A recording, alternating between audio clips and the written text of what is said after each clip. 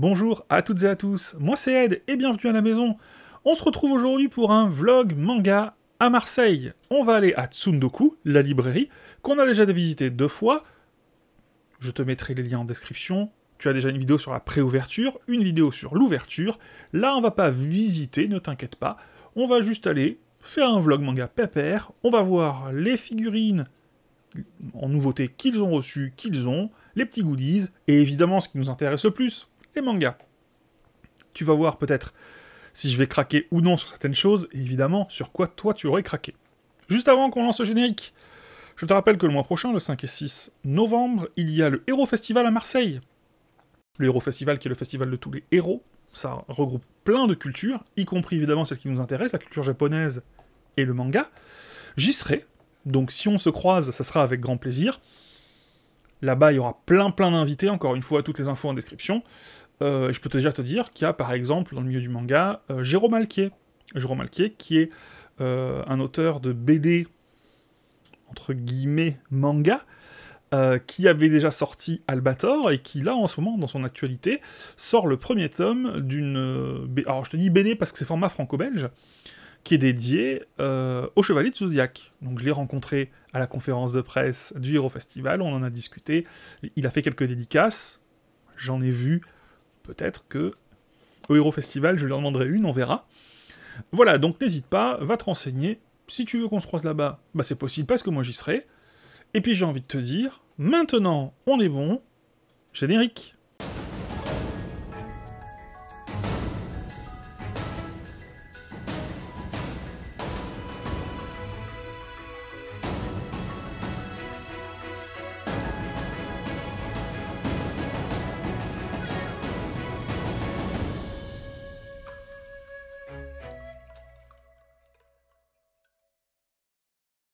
Allez, en route, nous voilà dans l'endroit qui nous intéresse, la librairie Tsundoku.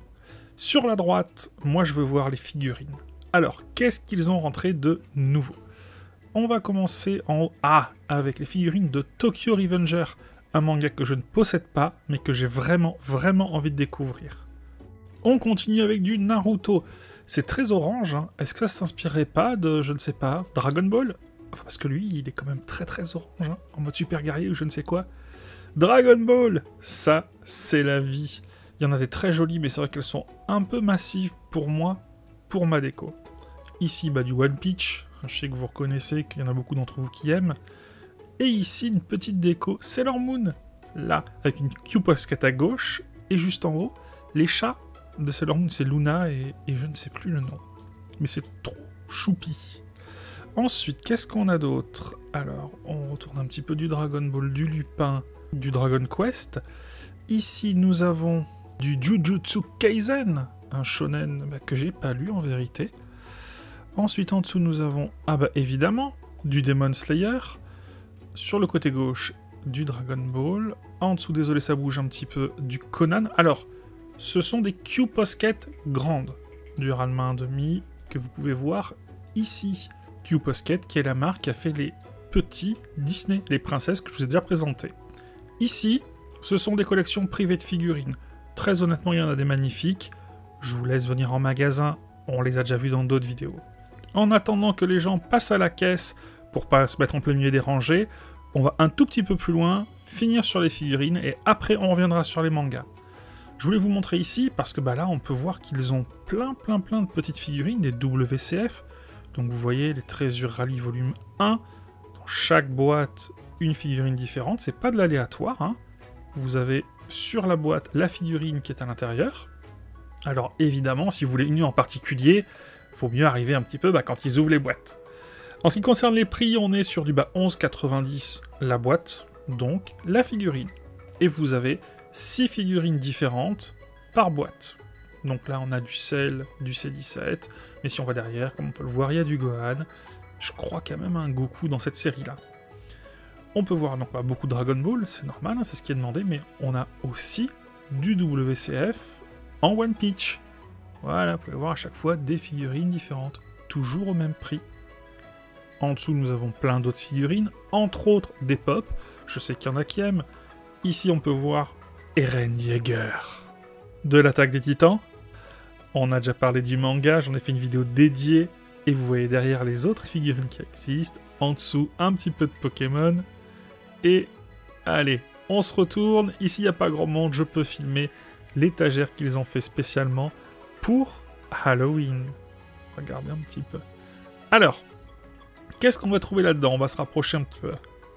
Comme vous le savez, je ne suis pas un expert de l'horreur, mais je commence un petit peu à m'intéresser. On a du Junji Ito avec Sensor, Tomie, et pas mal de bouquins, hein, Spiral, etc. On en parlera plus en détail la semaine prochaine, du Hideout. Alors attendez, je vais le ranger parce que moi ça me pique les yeux. Un manga de Masasumi Kikazaki, qui est entre autres l'auteur de Rainbow ou de Bestiarus. C'est un manga qui est en un seul tome. Ensuite, nous avons, sur le côté Shibuya L, on en a déjà parlé dans une vidéo avec JDMP, Shigahime, un très bon manga que j'ai apprécié, évidemment Gannibal, oh là là, ça c'est une pépite vraiment. Nous avons maintenant l'intégralité des livres faits par Gutanabe qui adaptent les nouvelles de Lovecraft en manga, et en dessous quelques bouquins que je ne connais pas obligatoirement. Sur le côté droit, alors c'est un très beau PLV de Blue Lock, vraiment au top. Je parle bien du PLV, hein, pas du manga Blue Lock qui mixe foot et Battle Royale. Voilà.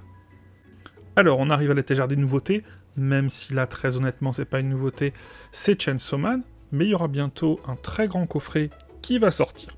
Alors, qu'est-ce qu'on a? En dessous, on a, ben voilà, les Senseiya qui viennent de sortir, faits par Jérôme Aquier. On en a parlé au début de la vidéo. Ensuite, au-dessus, qu'est-ce que nous avons? Alors, nous avons Tokyo Mew Mew. C'est un shoujo, je ne connais pas, je ne juge pas. Ensuite, nous avons, alors... au-dessus, oui, ça c'est très bien. Machel, on commence à avoir les coffrets de fin d'année qui arrivent.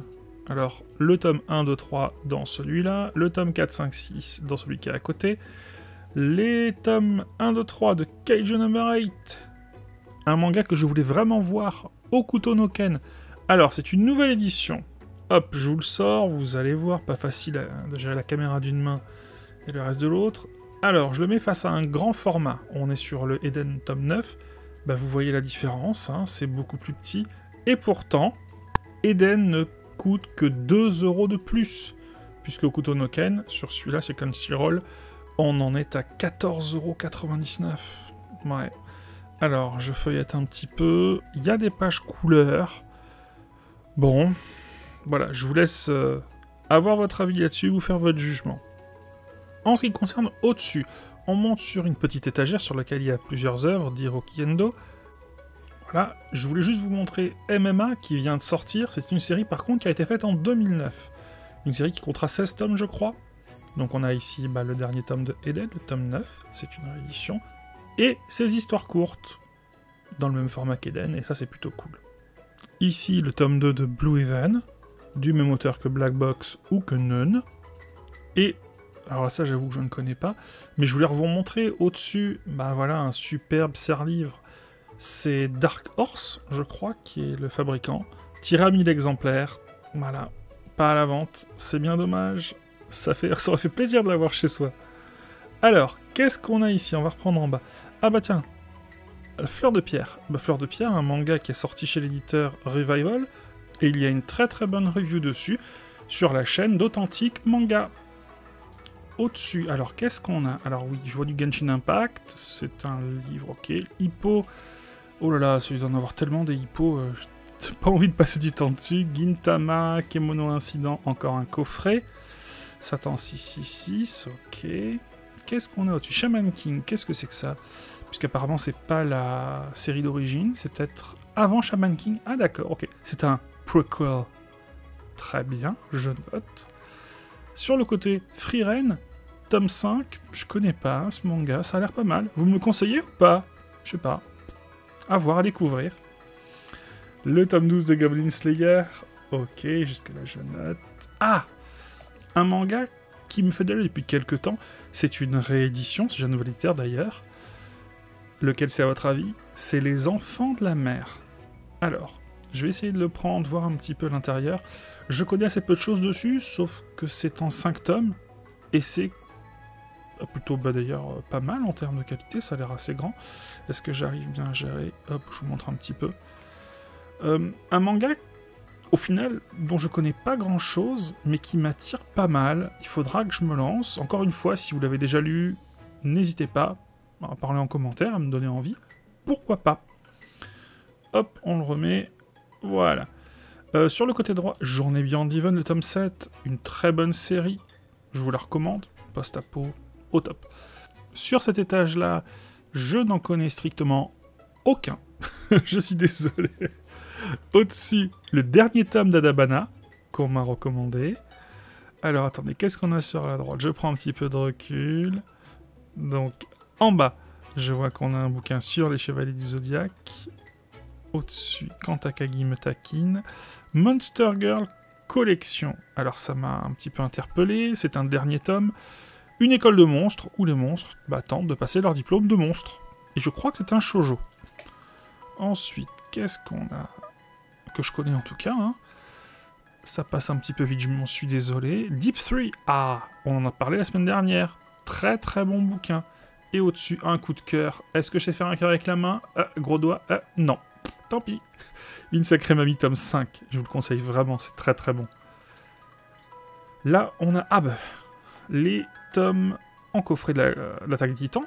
Je voulais vous montrer ça. Voilà, ça fait une petite frise fresque. C'est joli. Voilà. Donc coffret de 13 à 17 et la suite de 18 à 22.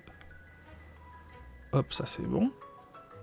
Ensuite, The Fable. On me l'a conseillé aussi. Black Box aussi. Et Tokyo Pop City Guide. J'ai vu, un petit peu j'ai feuilleté avant de partir. C'est des conseils sur des endroits à visiter, des boutiques à aller à Tokyo. Alors, qu'est-ce qu'on va trouver un petit peu plus loin? Je voulais vous montrer ici. Alors, des figurines d'Evangelion, mais en dessous, des petits fruits du démon de One Piece encore. Alors, vous savez que je suis pas particulièrement fan, en vrai, j'ai lu que 3 tomes, mais je trouve que les fruits sont très très mignons. Franchement, je pense que si j'étais fan, j'aurais pris sans souci. Voilà, de l'Evangelion, ici. Par contre, moi, les gros robots, j'aime pas trop, hein. Mais les figurines sont sympathiques. Au-dessus, du Dragon Ball, valeur sûre. Le coin des artbooks avec, entre autres, du Nier Art, qui je suppose est tiré de Nier Automata. Ensuite, et si on allait voir un petit peu là-bas. Alors, juste devant nous, on a, évidemment, du Dan Dadan. On en a parlé la semaine dernière, tome 1, tome 2. Voilà, nouveauté de chez Crunchyroll. Juste à côté, My Hero Academia, la version collector. Celui-là, en plus, dedans, il y a un petit acrylique. Toilette Boon Anakoto-kun. Je n'ai jamais lu, je n'ai jamais ouvert, mais comment dire? Un truc sur les toilettes? J'ai pas très bien... Voilà, moi il y a écrit toilette dessus, j'y vais pas, quoi. On a ensuite... là, en dessous des bouquins sur Star Wars, je me sens pas d'y aller. J'ai peur de la déception. Et là, du Awashi, un manga sur le foot. J'espère bientôt le découvrir. Arte, oh, ça c'est un manga excellentissime, je vous le conseille vraiment. On en a déjà parlé sur la chaîne. Je rentre pas dans les détails. Ensuite, un petit PLV de Dan Dadan. Ah oui, et je voulais vous montrer ici, Ascension, et comme vous pouvez le voir, il y a eu du réassort, des réimpressions sur certains tomes. On peut arriver à choper l'intégrale en neuf. Est-ce qu'on verra ça dans 2 semaines dans les achats? Peut-être. Les City Hunter, l'ancienne version.